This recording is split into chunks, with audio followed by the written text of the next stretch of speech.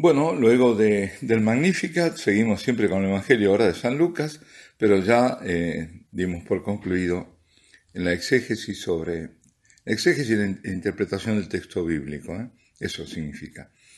El exégesis decía de el Magnificat. Vamos al capítulo 4, Jesús y las Escrituras. Jesús en la sinagoga de Nazaret está leyendo el pasaje. Le dan a leer el pasaje, el rollo de Isaías, y él dice, en ese rollo, el profeta Isaías dice: el Espíritu del Señor está sobre mí, porque Él me ha consagrado por la unción, para llevar la buena noticia a los pobres.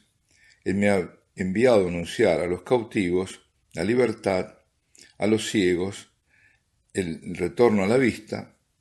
Me ha enviado a liberar los oprimidos y a proclamar un año de gracia del Señor. Y ahí dices, Jesús, que ese pasaje, esto que habéis escuchado, se cumple hoy mismo, ¿no? Lo que acabáis de escuchar. Bueno,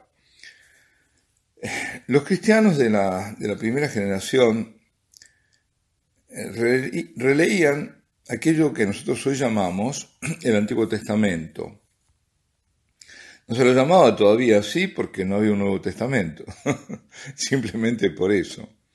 Estamos hablando de las primeras generaciones, la primera. Y ahí buscaban las trazas del Mesías que había sido anunciado.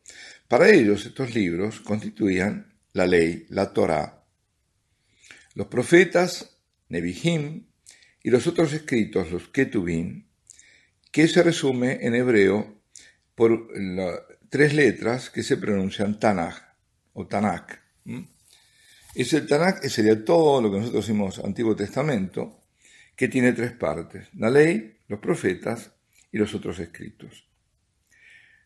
Recogiendo las citaciones más adaptadas al mensaje cristiano, ahí podían reconstituir, gracias en particular a los discursos de los hechos de los apóstoles, nosotros lo podemos empezar a ver cómo era que cómo era lo que se leía, qué es lo que se hacía. También lo dice San Justino, ¿no? Que hacían, leían un pasaje del Antiguo Testamento, que no está dicho así, digo, y descubrían que la venida del Hijo de Dios cerraba definitivamente la revelación que Moisés y los otros profetas habían puesto por escrito desde hacía mucho tiempo.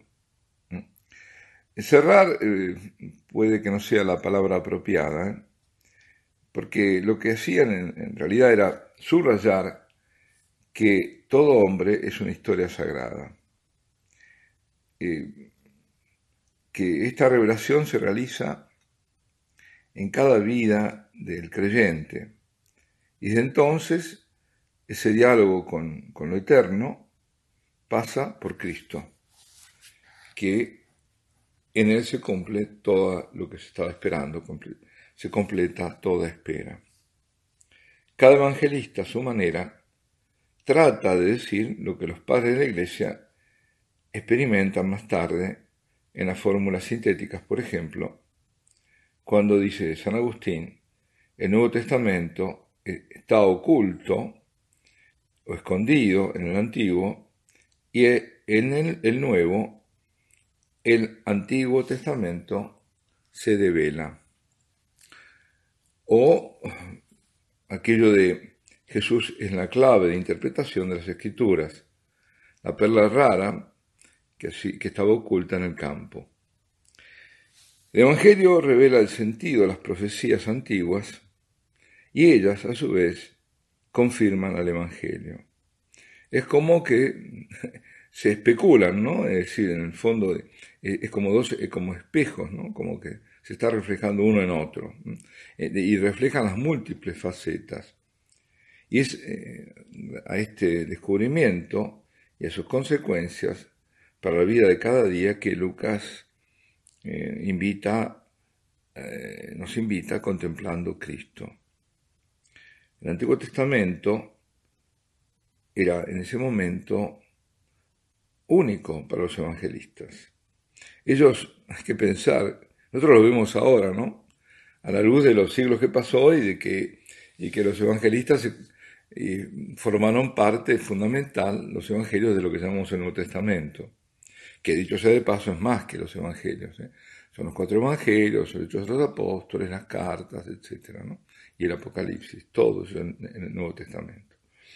Pero digo que los evangelistas, ellos no sospechaban que estaban escribiendo un Nuevo Testamento. La Biblia hebrea constituye el tiempo de la promesa y la venida de Jesús.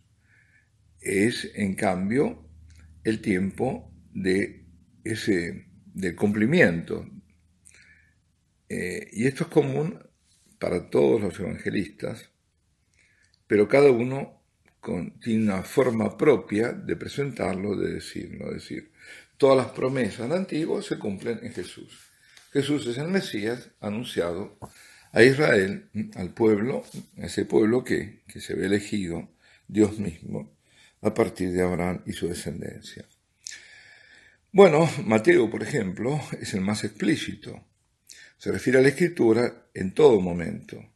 Él da una multiplicidad, iba a decir, de citas, y al final de sus relatos, más de 10 veces realmente, más de 10 veces concluye diciendo, así se cumple la Escritura, o se cumplió, o esto ocurrió para que se cumpliese aquello que había estado escrito por los profetas.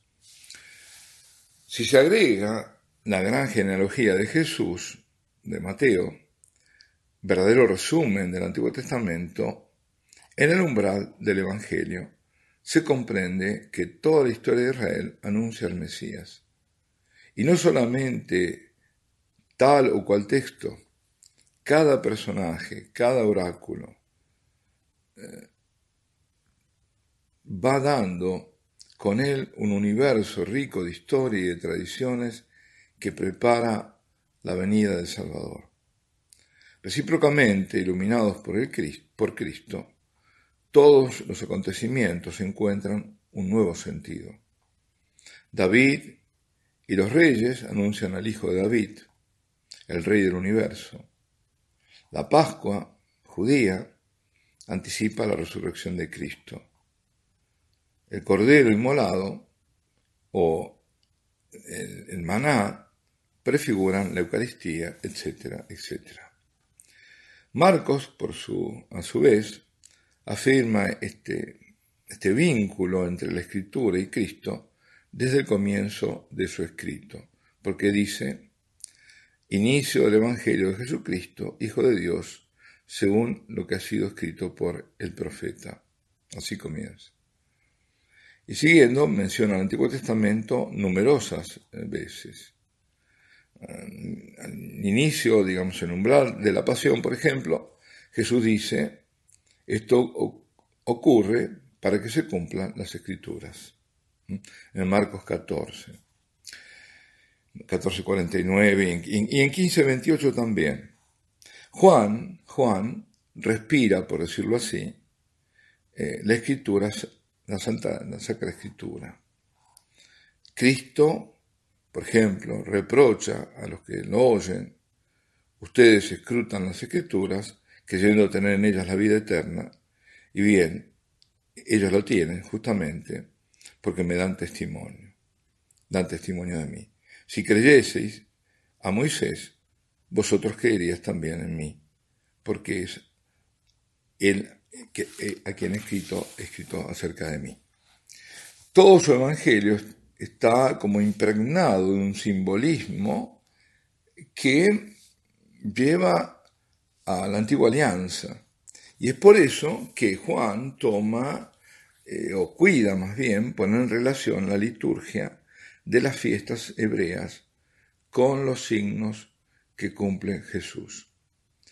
En la mañana de la resurrección es la conjunción entre la escritura meditada y el signo del sepulcro vacío, que engendra la fe en el corazón del discípulo que el Señor amaba.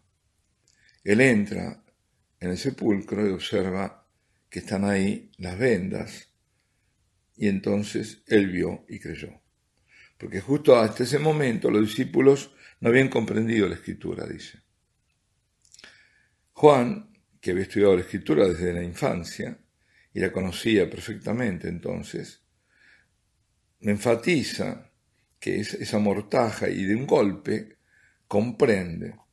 El signo dado es el signo dado a la palabra. Y aquí entonces lo que anunciaban los profetas, los salmos, todos los escritos. En un instante los textos sagrados se meten como que explotan en su corazón y adquieren un significado insospechable, maravilloso. Toda la Escritura converge hacia ese sepulcro vacío, donde desde siglos esperaban ser colmado más allá de toda esperanza. Lucas, en cuanto a él, a su manera, su propia manera que tiene de proceder, porque él, lo hemos dicho, se dirige a lectores que eran poco familiares con la Sagrada Escritura. Vienen del mundo pagano, como él. Por lo tanto, él está obligado a elegir una forma de acercarse a los acontecimientos, que es la inversa de aquello de los otros evangelistas, que es más explícita aún que aquella de Marco entonces.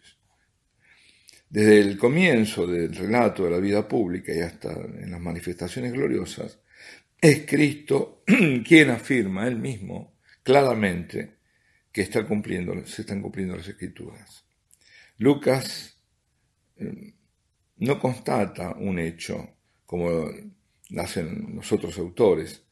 Él deja que Jesús mismo diga que él está conduciendo la historia, consciente de ser el Mesías anunciado. Es él el maestro de los acontecimientos. El lector podrá progresivamente verificarlo leyendo más tarde en el Antiguo Testamento a la luz del Nuevo Testamento. Vamos a ver cómo andamos de tiempo y si es momento de detenernos. Sí, así es. Alabado sea Jesucristo, sea por siempre bendito y alabado.